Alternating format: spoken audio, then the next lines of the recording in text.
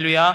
2024년 첫 수요예배 시간 기도의 자리에 나오신 모든 분들에게 하나님의 은혜가 가득가득 충만히 임하기를 주님의 이름으로 축복합니다. 작년에 이어서 올해도 사도행전의 말씀을 계속해서 살펴보고자 합니다. 우리는 계속되는 사도행전 말씀을 통해서 땅끝까지 복음이 어떻게 전해지는지 그 과정에 대해서 함께 계속해서 살펴보고 있는데요.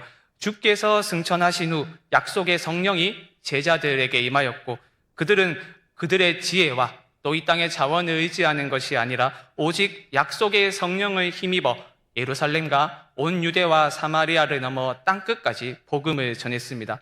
물론 복음을 전하는 그 여정이 순탄하지만은 않았습니다. 아나니아와 삽비라의 문제처럼 교회 내부에 문제가 있었고 무엇보다 외부에서 교회로 가해져 오는 많은 어려움들이 있었죠. 복음이 확장되는 것을 방해하는 어둠의 세력과의 영적 전쟁은 물론이고 크고 작은 박해가 있었고 그 박해 때문에 순교자가 등장하기까지 했습니다. 하지만 교회는 위축되지 않고 이전보다 더 성령의 충만함을 구하고 또 성령을 의지하며 땅끝까지 이르러 내 증인이 되라 라는 주님의 그 지상 명령에 순종을 했는데 특별히 시리아 안디옥을 중심으로 이방인 선교가 활발하게 이루어졌었습니다. 안디옥 교회는 바울과 바나바를 파송을 하였었고 파송을 받은 두 사람은 안디옥에서 서쪽으로 이동을 하여서 구브로 섬에서부터 더베에 이르기까지 긴 거리를 여행하며 복음을 전하였는데 우리는 이것을 바울의 제1차 전도 여행이라고 말합니다. 물론 순탄한 여정은 아니었습니다. 구브로 섬에서의 바보에 이르렀을 때에는 마술사 바예수를 만났었고 완악한 일부 유대인들의 박해 때문에 죽었다고 그들이 여겨졌을 정도이니 박해의 그 강도가 얼마나 심했는지 우리는 짐작을 할 수 있습니다. 하지만 바울과 바나바는 위축이 되지 않고 오래 그 성에 머무며 열심을 다해 복음을 전하였고 그들이 전한 복음을 듣고 생명이 잉태되는 것을 목격했습니다. 그리고 그들을 파송하였던 안디옥 교회에 다시 돌아와서 하나님께서 이방인들에게 믿음의 문을 여신 것을 보고를 했었죠. 사도행전 14장 27절의 말씀입니다. 그들이 이르러 교회를 모아 하나님이 함께 행하신 모든 일과 이방인들에게 믿음의 문을 여신 것을 보고하고 그런데 지난 15장의 말씀에서 우리가 살펴보았듯이 큰 문제가 발생을 했었죠. 유대에서 온 일부 유대인들이 모세의 법을 따라 할례를 받지 않는다면 구원을 받지 못한다는 주장을 하였습니다. 15장 1절의 말씀을 한번 보시죠. 어떤 사람들이 유대로부터 내려와서 형제들을 가르치되 너희가 모세의 법대로 할례를 받지 아니하면 능히 구원을 받지 못하리라 하니 이 주장 때문에 바울 및 바나바와 그들 사이에 다툼과 변론이 일어났으니 교회는 이 문제를 해결하기 위하여서 바울과 바나바를 포함한 몇몇 사람들을 예루살렘에 보내었고 교회 역사에 있어서 최초의 공의회라 할 수 있는 예루살렘 공의회가 그렇게 열리게 되었습니다. 예루살렘 교회에 온 이들은 하나님께서 행하신 모든 일에 대해서 이야기를 하였지만 할례를 비롯한 모세의 율법을 지켜야 한다는 주장과 율법의 행함이 없어도 된다는 주장이 팽팽하게 대립했습니다. 7절 상반절에서는 이러한 대립에 대해서 많은 변론이 있었다라고 말할 정도이니 상황의 심각성을 우리는 짐작을 할 수 있죠. 치열한 갑론을박의 현장 속에서 베드로가 일어나 과거 베드로의 손을 통해서 역사하신 하나님이 이방인에게도 성령을 부어주신 사건에 대해 말하며 11절에서는 이렇게 이야기를 했었죠. 그러나 우리는 그들이 우리와 동일하게 주 예수의 은혜로 구원받는 줄을 믿노라 하니라 라고 말입니다. 권위 있는 이 사도의 말에 요란하였던 현장은 조용해졌고 바나바와 바울은 그들을 통하여 표적과 기사를 행하신 하나님의 큰 일에 대해서 이야기를 합니다. 오늘 본문 12절입니다. 온 무리가 가만히 있어 바나바와 바울이 하나님께서 자기들로 말미암아 이방인 중에서 행하신 표적과 기사에 관하여 말하는 것을 듣더니 그리고 이들의 뒤를 이어 예수님의 동생인 야고보가 발언을 이어가며 베드로와 바울과 바나바의 견해를 확증하는데 그의 발언은 공의회가 의결을 결정하는 데에 큰 공헌을 하게 됩니다. 그렇다면 그의 발언이 공의회의 결정에 큰 공헌을 하였던 이유가 무엇일까요? 평소 신망이 두터웠기 때문일까요? 그래서 그의 말에 큰 권위가 있었기 때문일까요? 그렇지 않습니다. 베드로와 바울 및 바나바가 했던 말과 야고보가 했던 말의 가장 결정적이고 큰 차이가 무엇일까요? 일종의 설교라고 할 수 있는 야고보의 주장에 나타난 독특함은 경험에서 비롯된 주장이 아니라 기록된 말씀인 구약 성경에 의존하고 있다는 겁니다. 그렇기 때문에 그의 말에 권위가 있었고 공의회의 결정에 큰 기여를 할 수 있었던 겁니다. 야고보의 주장을 한번 보십시오. 그가 구약의 어떤 말씀을 인용하고 있지 않습니까? 15절에서 선지자들의 말씀이 이와 일치하도다 기록된 바라고 이야기를 한 후 16절과 17절의 말씀에서 아모스 선지자의 말을 인용하면서 이렇게 말하죠.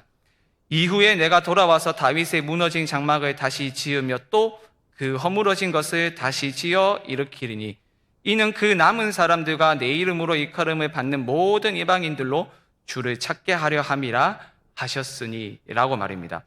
지금 야고보는 아모스 9장 11절과 12절의 말씀을 인용을 하고 있는데요.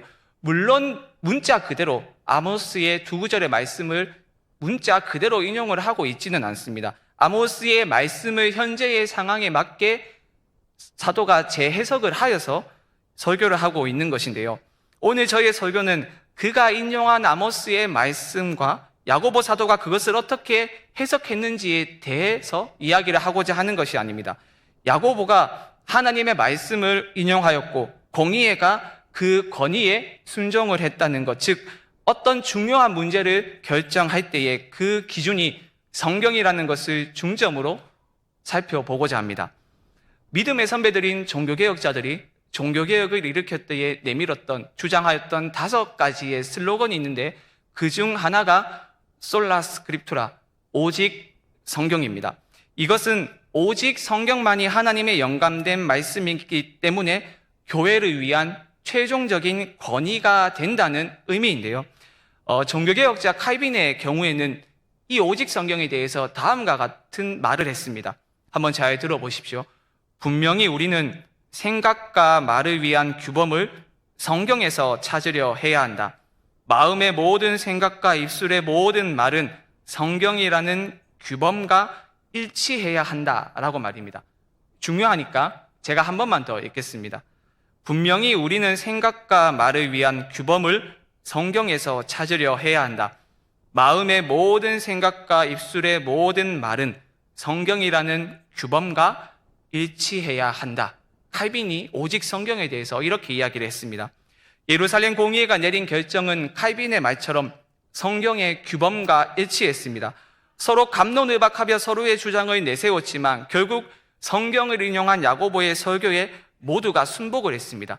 성경의 권위에 그들의 전통을 버렸습니다.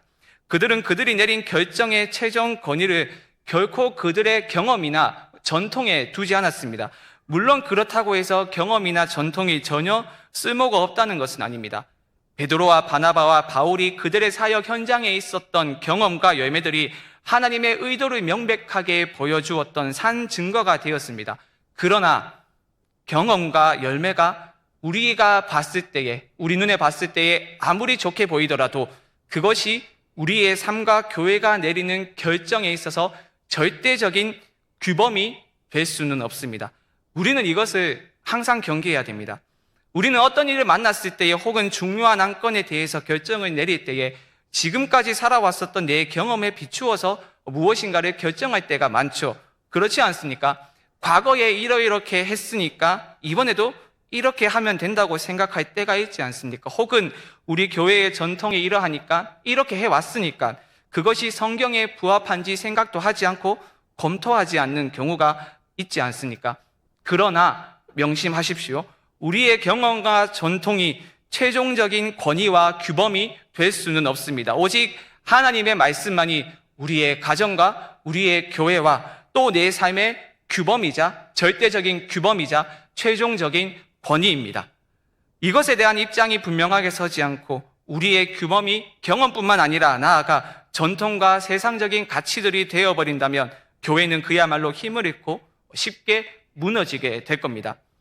성경의 최종적인 권위를 두지 않고 공의회에서 내렸었던 결정과 교황의 성경 해석에 큰 권위를 두었었던 과거 중세 시대의 그 상황들, 교회들의 상황에 대해서 여러분 한번 생각을 해 보십시오. 당시 문맹률이 낮아서 스스로 성경을 읽을 수 없었던 중세의 사람들은 교회에서 듣는 말들을 곧 진리라고 여겼습니다. 성경의 권위보다 공의회와 교황의 성경 해석에 더 큰 권위를 두었던 사제들은 공의회와 교황의 가르침을 사람들에게 전했습니다. 이 때문에 당시 사람들의 신앙생활은 기쁨이 아니라 괴로움이었고 큰 멍에를 목에 둘러야만 했습니다. 가장 큰 멍에가 무엇인지 아십니까? 바로 그 유명한 면죄부죠. 면벌부라고 불리우는 면죄부 판매였죠. 교황 레오 10세는 성 베드로 성당의 완성을 위하여서 자금을 충당하기 위해 면죄부 판매를 활용했었는데 그것은 그저 평범한 그런 면죄부가 아니었습니다. 면죄부를 구매한 사람은 죄 사함의 증거를 제시하거나 고해 성사를 할 필요가 없었고 심지어 무엇이라고 이야기를 했냐면 하나님의 어머니를 겁탈하는 죄라도 면죄부는 충분한 효능이 있다고 홍보하며 면죄부를 팔았었습니다. 당시 화려한 언변으로 유명을 했었던 수도사 중에 테첼이라고 하는 한 수도자가 있었는데요. 그는 이 면죄부를 판매하기 위하여 하였던 설교 중에 다음과 같은 이야기를 했습니다. 한번 들어보십시오. 여러분, 사랑하는 죽은 가족이나 친구들의 음성에 귀를 기울이십시오. 그들을 불쌍히 여겨주세요. 제발 당신만이 조금의 돈으로 이 극심한 고통에서 우리를 구할 수 있어요. 우리를 불 속에 내버려 둘 것인가요? 우리의 영화를 늦출 것인가요? 라고 외치며 간청하고 있습니다. 라고 이야기를 했습니다. 그러면서 그는 매우 교회 역사에 남을 유명한 한 말을 했습니다. 헝금함에서 동전이 땡그랑 소리를 내는 순간 연옥에 있는 나의 사랑하는 친척과 가족 영혼이 살아납니다. 라고 말입니다. 당시 전통과 교황의 해석에 큰 권위를 두고 있었던 교회에 반감을 품고 있었던 루터는 이 면죄부의 해악에 대한 설교를 하였는데요. 영화 루터를 보면 면죄부를 반대하는 설교 때문에 높은 사람 앞에 끌려가 자신에 대해서 변호하는 그 장면이 나옵니다. 여러분 시간이 꼭 되신다면 영화 루터를 한번 꼭 보기를 추천합니다. 시간도 2시간 남짓하고요. 가격도 1,000원만 내면 볼 수 있는 매우 저렴한 영화인데요. 추기경 앞에선 루터가 이런 말을 합니다. 우리는 피차 면죄부가 성경적 근거가 없음을 압니다. 평신도들이 성경을 읽을 수만 있다면 교회의 해석이 얼마나 과장됐는지를 알게 될 겁니다. 라고 말입니다. 그러자 추기경이 이렇게 맞받아칩니다. 성경은 일반 사제가 이해하기에도 어려운데 하물며 평신도라니 면죄부는 수많은 신자들에게 위안을 주는 확실한 전통이다 라고 말입니다. 그러면서 당시 교회의 전통과 교황의 해석이 가지고 있었던 그 권위로 루터를 압박을 하는데 그때에 루터가 이런 말을 합니다. 사람의 언어 때문에 복음이 왜곡될 수는 없습니다 라고 말입니다. 이후 보름스 회의에 참석한 루터는 당시 신성 로마 제국의 황제였던 칼 5세 앞에서 자신이 주장을 했었던 내용들에 대해서 변호를 했는데요. 당시 루터가 쓴 책들을 앞에 두고 한 추기경이 책들의 견해에 철회하라는 그러한 신문을 하게 됩니다. 이렇게 말합니다. 자네는 가톨릭 교회의 결정에 대해 이의를 제기할 수가 없다. 모든 예식과 수도의 규율은 이미 확립된 규범이다. 완전한 입법자이신 그리스도께서 명령하신 신앙이고 순교자들이 피로 세운 신조이다. 당신도 마땅히 따를 것인데 쓸데없이 논쟁하는 거다. 이제 답하라. 철회할 것이냐? 그렇지 않을 것이냐? 그러자 루터가 이런 말을 합니다. 폐하와 여러 제후들께서 간단한 답을 듣기 원하시니 답변 드리겠습니다. 모순에 빠진 교황과 공의회에 의해서가 아니라 성경의 증거와 분명한 이성을 따라 제 양심은 하나님의 말씀에 사로잡혀 있습니다. 양심을 거스르는 일은 비겁한 것이고 옳지도 않습니다. 저는 아무것도 철회할 수 없으며 또 철회하지도 않을 것입니다. 라고 말입니다. 여러분, 무엇이 문제였습니까? 성경을 최종 규범으로 삼지 않고 전통과 관습에 얽매여 있었던 것이 당시 문제였습니다. 그에 따라 교회는 급속도로 부패하기 시작했고 결국 분열되고 말았습니다. 그러나 하나님의 말씀을 최종 규범으로 삼고 성경의 권위를 둔 예루살렘 공의회의 모습을 한번 보십시오. 수많은 변론이 오고 갔지만 야고보의 설교 후에 어떻게 되었습니까? 변론이 사라졌습니다. 야고보의 설교 이유를 보십시오. 그 누구도 이의를 제기하지 않았습니다. 변론을 제기하지도 않았습니다. 왜 그렇습니까? 하나님의 말씀에 권위가 있고 모여있던 이들이 그 권위에 순복을 했기 때문입니다. 전통과 사람의 견해를 기준으로 삼지 않고 성경을 규범으로 삼았기 때문입니다. 결국 건강한 교회의 모습, 성경적인 교회의 모습은 전통이나 과거에 겪었던 경험 위에 세워지는 것이 아니라 항상 성경 위에 세워집니다.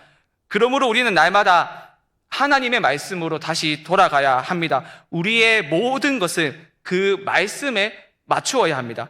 내가 취하고 싶은 말씀만을 취하는 것이 아니라 말씀의 빛을 우리 교회와 가정과 그리고 내 삶에 비추어서 성경이 금하고 있는 것이 있다면 과감하게 버리고 하나님이 하라 하신 일에는 적극적으로 순종을 해야 합니다. 아무리 오래된 전통이라 한들 하나님의 말씀보다 더 권위가 있을 수 없고 아무리 신령한 경험을 내가 하였다 하더라도 그 경험이 하나님의 말씀의 권위보다 더 높을 수는 없습니다.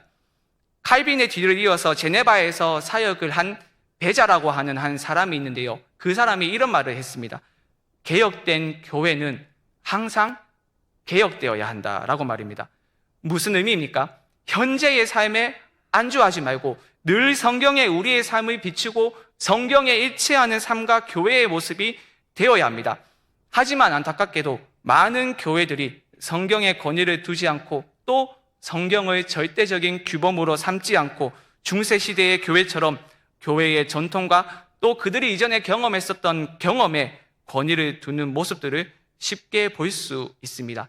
그리고 그 결말은 언제나 기쁨이 없는 신앙생활이라는 그 끔찍한 열매로 나타나게 되어 있습니다.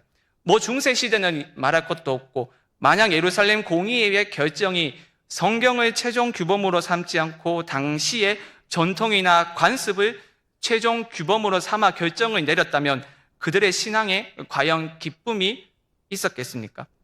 예루살렘 공의회의 결정을 들은 안디옥 교회의 반응을 한번 보십시오. 30절과 31절의 말씀입니다.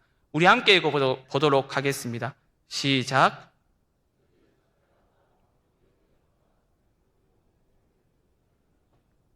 읽고 그 위로한 말을 기뻐하더라. 만약 성경에 근거한 결정을 내리지 않고 전통에 따라 결정을 내렸다면 어떻게 되었겠습니까? 그것은 이스라엘의 조상들과 사도들도 능히 매지 못했던 무거운 멍에를 목에 두는 것이며 따라서 그들의 신앙에는 기쁨이 없었을 것이고 두려움과 근심이 가득한 신앙생활을 했을 것이란 것은 불을 보듯 뻔한 사실이지 않습니까? 그러므로 사랑하는 여러분, 우리 교회가 전통이나 경험의 권위를 두지 않고 모든 일을 할 때에 오직 하나님의 말씀을 규범으로 삼고 하나님의 말씀에 최종 권위를 둘 수 있기를 바랍니다. 칼빈이 이야기를 했듯이 우리의 생각과 말을 성경에서 찾고 마음의 모든 생각과 입술의 모든 말이 성경이라는 그 규범에 일치하기를 바랍니다. 하루아침에 물론 되는 일이 아닙니다. 믿음의 선배들이 그러했듯이 우리는 날마다 성경으로 돌아가서 우리 교회의 모습이 성경에서 말하는 교회의 모습과 같아질 수 있도록 부단히 애쓰고 노력하는 몸부림이 있어야 합니다. 뼈를 깎고 살을 도려내는 아픔이 있더라도 일평생 반드시 해야만 하는 일입니다. 그래야지 교회가 세상과 구별된 공동체의 모습을 보일 수 있습니다. 우리 교회의 모습뿐만 아니라 여러분 개인의 삶 또한 한번 생각해 보십시오. 여러분이 살아가는 그 삶의 기준이 성경입니까? 세상입니까? 우리는 세상의 가치관이 무엇이라 말하든 옆에 있는 친구들이 무엇이라 말하든 아랑곳하지 않고 성경의 규범에 순종을 해야 합니다. 요즘은 세속화의 물결이 교회에 급격하게 밀려오면서 교회와 세상의 구별이 점점 희미해져 가고 있는, 마치 교회가 세상 같고 세상이 교회 같은 아이러니한 시대를 우리는 살아가고 있습니다. 특히 아직 신앙이 올바로 건강하게 형성이 되지 않은 학생들의 경우 그들의 삶의 규범은 성경이 아닌 것을 종종 볼 수 있습니다.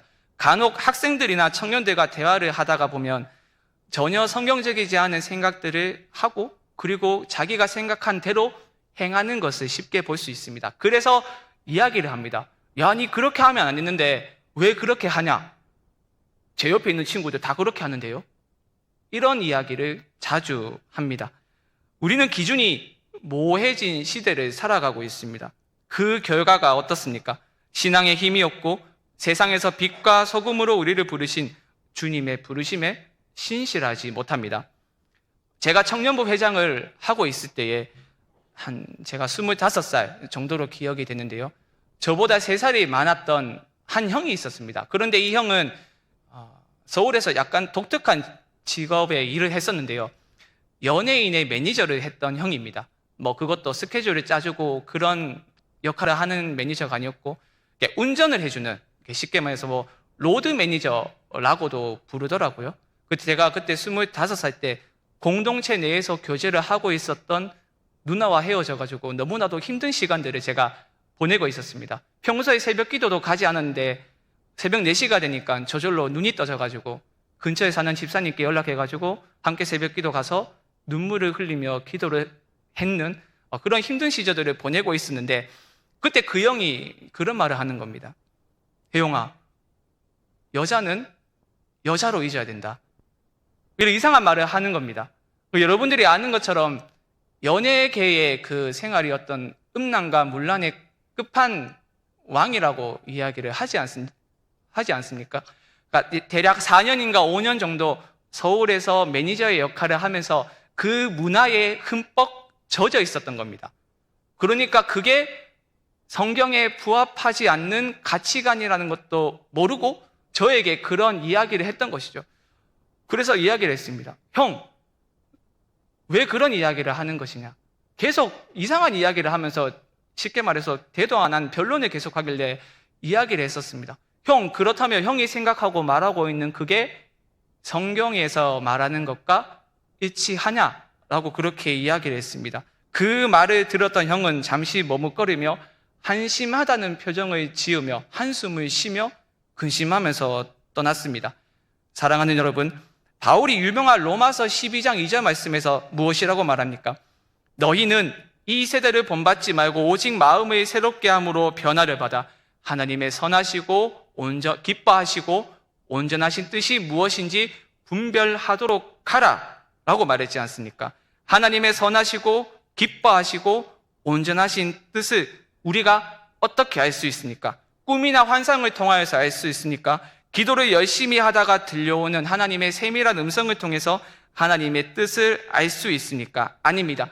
기록된 말씀을 통해서 하나님의 뜻을 알 수 있고 우리의 전인격이 그 뜻에 순종하는 삶을 살 때에 우리의 삶과 교회의 기쁨이 넘치는 신앙생활을 할 수 있습니다. 그러므로 반드시 명심하시기를 바랍니다. 세상의 가치관과 전통과 내 경험이 우리의 절대적인 규범이 아닙니다. 우리가 순종해야 할 최종 권위가 아닙니다. 하나님의 감동으로 기록된 성경이 우리의 유일한 규범이며 순종해야 할 최종 권위입니다.